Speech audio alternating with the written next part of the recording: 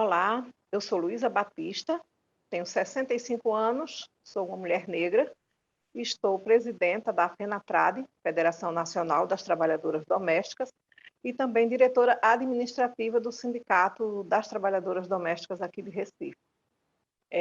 Falar sobre o trabalho doméstico, principalmente nesse momento difícil que o país está vivendo, é, é um pouco complicado, porque nós temos mais de 80 anos de luta, né?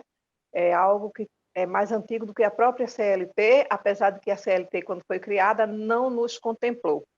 Mas a nossa luta nunca parou, né? Foi uma luta constante. Eu nem sonhava ser nascida e a luta para dar valorização ao trabalho doméstico, para garantir direitos, é uma luta bem antiga. E foi na época do governo militar, né, da ditadura militar, em 1972, que nós conquistamos o primeiro direito, que foi a Lei 5859, e esse primeiro direito nos garantiu só a carteira assinada.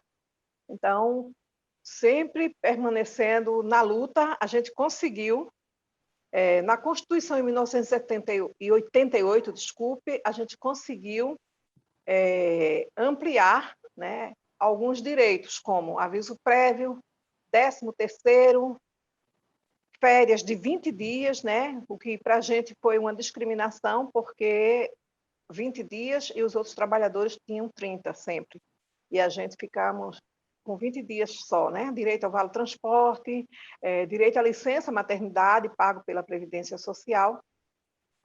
E sempre as dirigentes da época, né? A Lenira, inclusive, que naquele momento foi a porta-voz que falou com o deputado Ulisses Guimarães, uma fala que para nós é bem importante e que a gente procura conversar com as companheiras até os dias atuais, que é muitos patrões dizer que nós somos quase da família e nós não somos. Então, ela falou para o deputado Ulisses Guimarães, na época, que nós não queremos ser da família. O que nós queremos é que, na hora de levantar o crachá para apoiar e aprovar direitos para a nossa categoria, Vossa Excelência responda de forma afirmativa, porque nós temos a nossa família. O que nós queremos é respeito e direitos.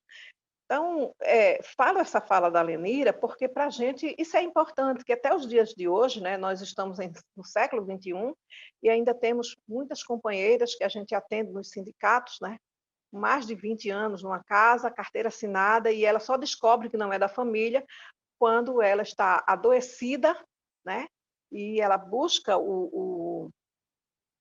a previdência social ou para se aposentar ou para receber o auxílio-doença, e ela descobre que não é da família porque a previdência não foi recolhida.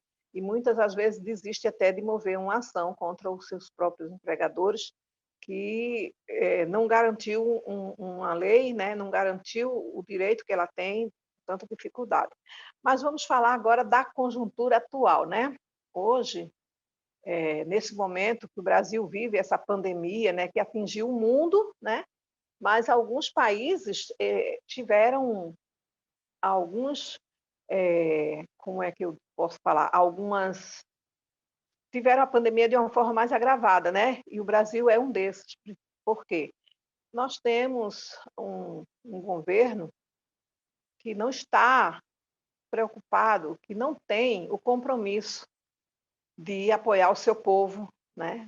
A gente viu aí aglomerações, ele promover aglomerações, desestimular o uso de máscara, dizer que as pessoas estavam com mimimi, né? Dizer que era só uma gripezinha, responder para algumas pessoas que não é coveiro. Então, dentro desse contexto que a gente está vivendo, o trabalho doméstico, infelizmente, é um dos mais prejudicados, apesar de que muitas vezes as pessoas eh, não têm esse olhar de que o trabalho doméstico não foi prejudicado. Em 2020, o primeiro ano da pandemia, nós tivemos cerca de 1.300.000 trabalhadoras, segundo a PNAD, né? Nós tivemos 1.200.000 trabalhadoras que foram prejudicadas, que perderam seus postos de trabalho, sejam eles formalizados, ou seja, aquelas que trabalham com a carteira assinada, ou sejam eles informais, né? E também as diaristas, porque nós temos uma convenção da OIT, né? A 189, que fala que diarista também é uma trabalhadora doméstica. A lei complementar só reconhece a partir do terceiro dia na mesma residência, né? E a gente, claro que a gente lutou para conquistar esses direitos. A lei complementar 150 garantiu direitos para a classe trabalhadora, para a categoria, né? Mas a gente viu que ainda existe aí uma certa discriminação. Como? Trabalho em outras categorias, mesmo que tenha apenas um dia, né? Um plantão, vamos tomar, por exemplo, as pessoas que trabalham na saúde, profissionais da saúde, tem um dia de plantão e tem um contrato formalizado. E o consequente recolhimento previdenciário, direitos trabalhistas todos, com um dia de trabalho num único local. E nós, trabalhadoras domésticas, só a partir do terceiro dia. Então, a gente viu aí também como uma discriminação, mas a FENATRAD e os sindicatos afiliados entendem que não é o momento para a gente pedir nenhuma revisão, né? Muitas vezes, o bom combate, a gente não trava indo para a trincheira de uma forma desordenada, mas sim a gente saber o momento certo de avançar e de recuar. E nós não estamos no momento de avançar em nada, porque nós não temos um governo comprometido. E aí a gente corre o risco de pedir uma revisão e perder o que já temos. Então, no momento, a nossa orientação é deixar quieto. Mas aí o trabalho doméstico em 2020, além da perca do trabalho, dos postos de trabalho, a gente ainda teve outras coisas que a gente vinha denunciando, né? A federação, os sindicatos vinham denunciando continuamente, que era a questão do trabalho doméstico análogo à escravidão. E em 2020,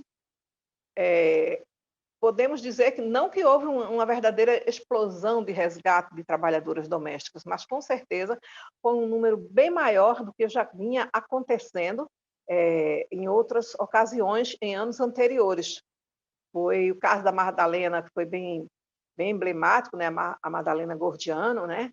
E, por sinal, recebeu, ali foi feita justiça, né? Ela recebeu o apartamento dos patrões como uma forma de indenização. Então, o que é que a gente fala quando a gente escuta isso?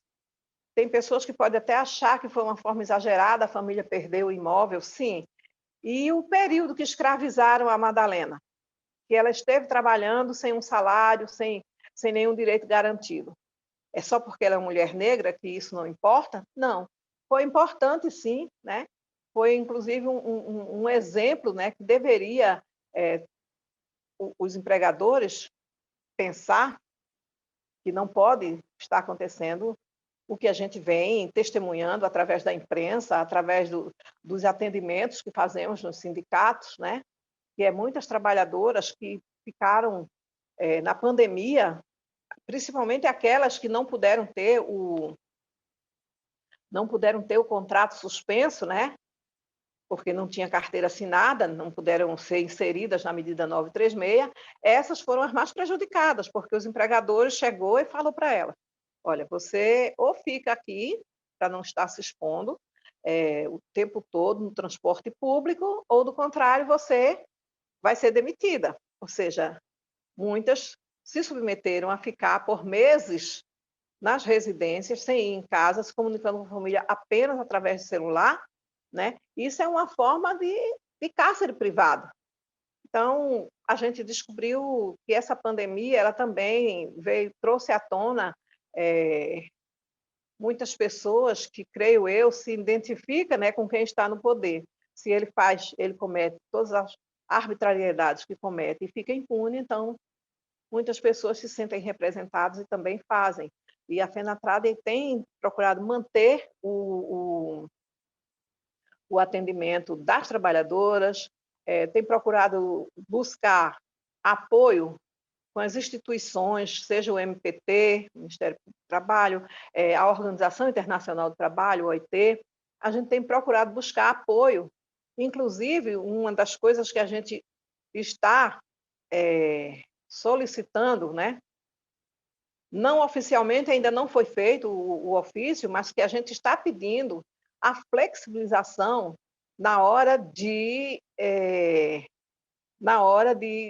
fiscalizar o trabalho doméstico, porque a não fiscalização ajuda, né, propicia ao empregador, né, se sentir impune para fazer o que ele quiser, porque nós não podemos, o sindicato e outras categorias, infelizmente, não podem, né, nós não podemos estar fiscalizando, mas infelizmente isso é um assunto que a gente poderia ter muita coisa para tratar, né, mas nós temos um tempo, né, e vamos respeitar esse tempo.